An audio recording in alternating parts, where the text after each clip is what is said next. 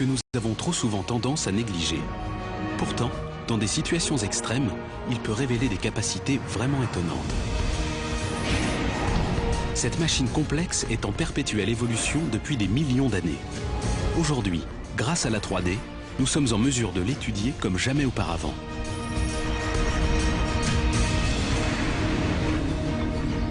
Au sommet de notre colonne vertébrale, quelques 1350 grammes de tissu cérébral contrôlent le moindre de nos mouvements.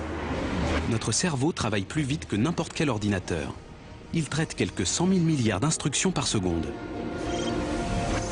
Mais pour sauver nos vies, il est aussi capable de ralentir le temps, de nous dire quoi manger et même de puiser dans nos muscles. Pendant notre sommeil, son pouvoir est décuplé. Notre cerveau prend même le contrôle de notre musculature et dirige nos vies quand notre corps atteint ses limites.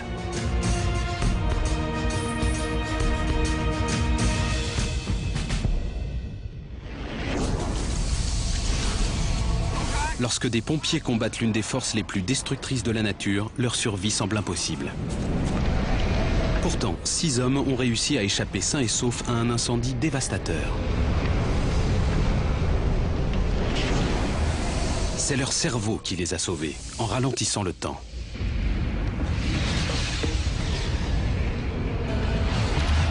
La foudre a déclenché un incendie à Little Venus, dans le Wyoming. Lors d'une mission de routine, Ryan Jordan et son équipe viennent s'assurer que le feu est maîtrisé. On sera là dans 2 heures environ. Terminé. Mais le feu ne faiblit pas.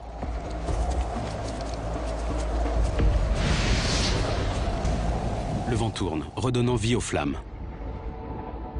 Celle-ci avance tout droit sur Ryan et son équipe. On avançait sur le chemin. On avait fait environ 3 km. Les communications radio étaient mauvaises, mais on avait compris que le vent avait repris et que l'incendie commençait à embraser le canyon. N'importe quel pompier aurait senti le danger. Je répète, ceci est une alerte.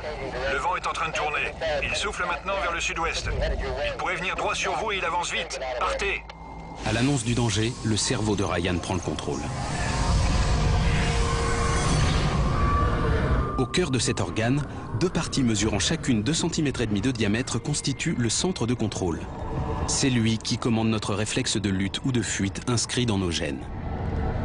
Demi-tour! Il nous permet d'agir sans réfléchir.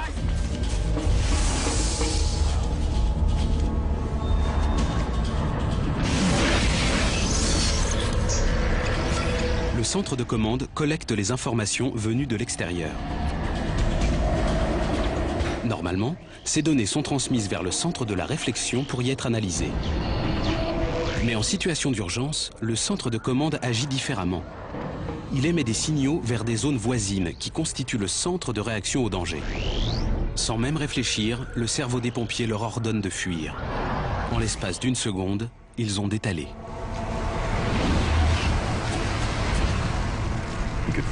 On sentait la chaleur du feu se rapprocher. On ne pensait qu'à courir. Notre instinct nous poussait à fuir cette source de chaleur. Alimentés par les rafales de vent, les flammes les rattrapent.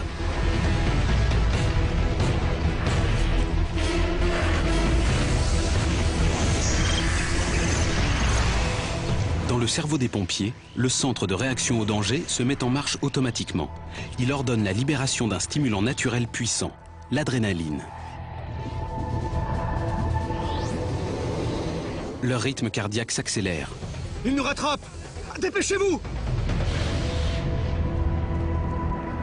Le sang abandonne temporairement des tâches non essentielles, comme la digestion, pour affluer vers des parties du corps indispensables à la survie dans cette situation. Le sang remplit d'énergie et d'oxygène les muscles des pompiers. Rassemblant toutes leurs forces, les pompiers courent pour échapper à l'incendie, mais ce dernier est plus rapide. Les hommes sont sur le point de s'écrouler. Toutefois, leur cerveau fonctionne à plein régime. Alors qu'il semble être trop tard, le cerveau humain n'a pas dit son dernier mot. Il semble soudain ralentir le temps, créant de précieux instants pouvant être essentiels à notre survie. Voici une activité qui nous laisse perplexes depuis des années. Pour nous aider à mieux comprendre ce qui se passe, des volontaires ont été observés alors qu'ils sautaient pour la première fois d'une plateforme située à 45 mètres de hauteur. L'expérience consistait à lire un afficheur numérique qui, dans des conditions normales, va beaucoup trop vite pour être déchiffré. Mais un cerveau en situation de stress pourrait peut-être parvenir à ralentir le défilement des chiffres pour les mémoriser.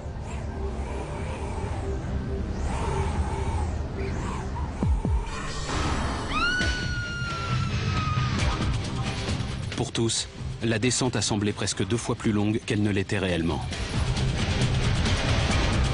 Et, chose incroyable, certains sont parvenus à lire les chiffres défilant à toute vitesse. L'une des explications avancées est que le cerveau voit par série d'images, environ 30 par seconde. En situation d'urgence, cette fréquence augmente. Le cerveau emmagasine alors davantage d'informations en un temps réduit. Le temps est comme ralenti.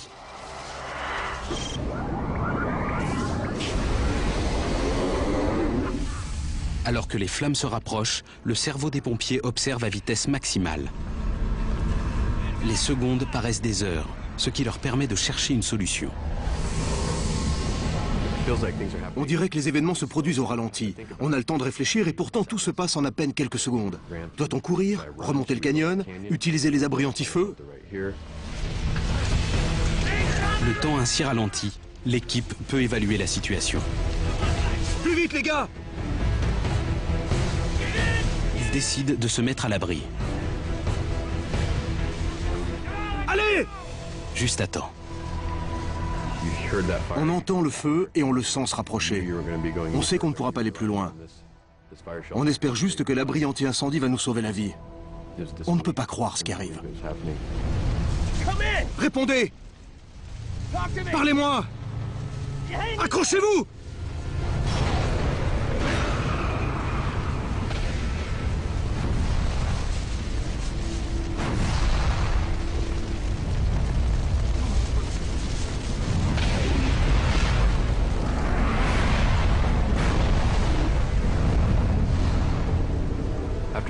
L'incendie passé, certains gars étaient nerveux, excités par ce qui venait d'arriver.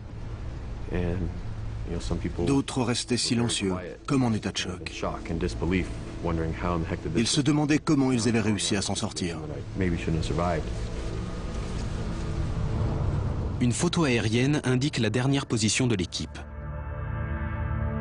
Chaque tache correspond à un abri anti-feu. Tout autour, il ne reste rien. C'est au pouvoir de notre cerveau que ces hommes doivent leur incroyable survie.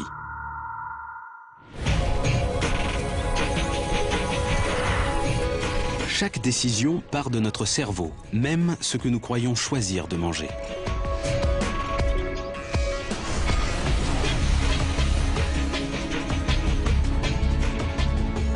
Nous recherchons la nourriture avec une ferveur quasi religieuse,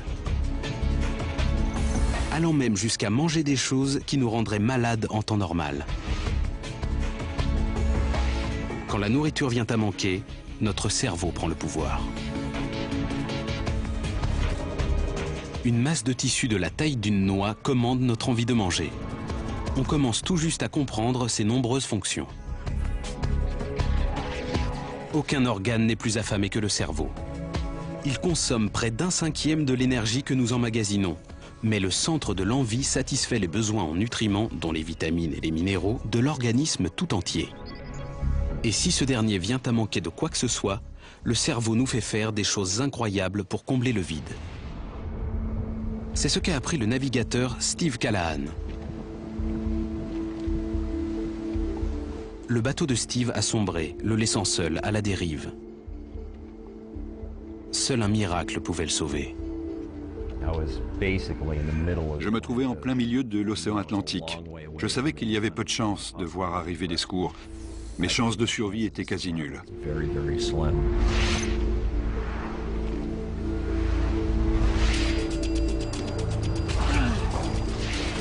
Ses rations épuisées, Steve se transforme en un véritable prédateur. Le poisson est abondant. Il ne risque pas de mourir de faim. Mais il a un problème. Si le poisson est riche en protéines, sa chair manque de vitamines et de minéraux indispensables à l'organisme. Avec une alimentation exclusivement protéinée, l'organisme ne peut fonctionner correctement. Steve finira par mourir. Ce qu'il ignore, c'est que le poisson qu'il attrape contient tous les nutriments dont il a besoin. Ces éléments se trouvent dans les parties qu'il jette habituellement.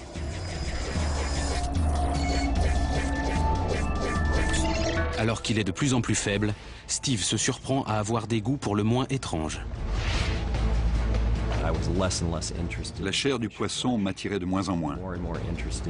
Par contre, ce qui me faisait de plus en plus envie, c'était des parties telles que les yeux, les petits disques entre les vertèbres, le foie et les œufs. Pour ainsi dire, tout l'intérieur du poisson, à l'exception de l'estomac.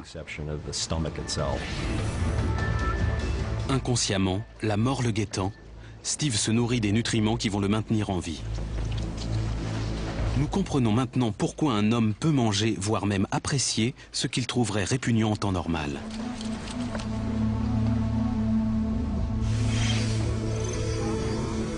Repérant les carences dans l'alimentation de Steve, le centre de l'envie déclenche chez lui un besoin irrépressible de manger, le poussant à avaler n'importe quoi pour assouvir sa faim. Cet instinct de survie a jadis conduit nos ancêtres à goûter tout aliment susceptible de leur fournir une alimentation équilibrée, au point d'en ignorer leur goût.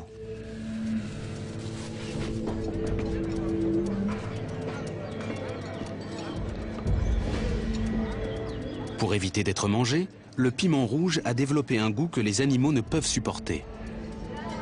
Il provient d'une substance chimique qui cause une sensation de brûlure dans la bouche. Pourtant, nous en mangeons. Notre cerveau sait que notre survie dépend parfois du dépassement de nos limites. Un piment rouge contient 4 fois plus de vitamine C qu'une orange. Afin que nous puissions absorber cette substance chimique essentielle, notre cerveau a appris à surmonter cette sensation désagréable. Lorsqu'on mange un piment rouge, notre cerveau reçoit des signaux de douleur. En réponse, le cerveau libère des endorphines. Ces analgésiques naturels procurent une sensation de plaisir. La brûlure causée par le piment rouge active le centre de l'apprentissage. Il mémorise le fait que malgré son goût terrible, le piment rouge est riche en nutriments et source de plaisir. Si on parvient à s'habituer à la brûlure initialement provoquée par le piment rouge, les endorphines procurent ensuite une sensation agréable. Les gens s'habituent donc à manger des aliments qu'ils ne sont pas censés manger, tels les oignons ou l'ail. Pour que Steve Callahan continue de manger ce dont son organisme a besoin, son cerveau utilise une tactique similaire. Déclenchant une sensation de plaisir chaque fois que Steve assimile les nutriments nécessaires, son cerveau transforme les parties du poisson qui le dégoûtaient autrefois en denrées succulentes. C'est comme si mon corps me répétait « Tu as besoin de ça physiquement » et changeait ma façon de voir les choses. Je ne mangeais pas du foie de poisson parce qu'il le fallait, mais parce que je pensais que ça ferait un excellent dessert. Steve Callahan sera secouru après 76 jours de dérive. Guidé par son cerveau, il a sauvé sa propre vie et a su rester en bonne santé grâce à son alimentation.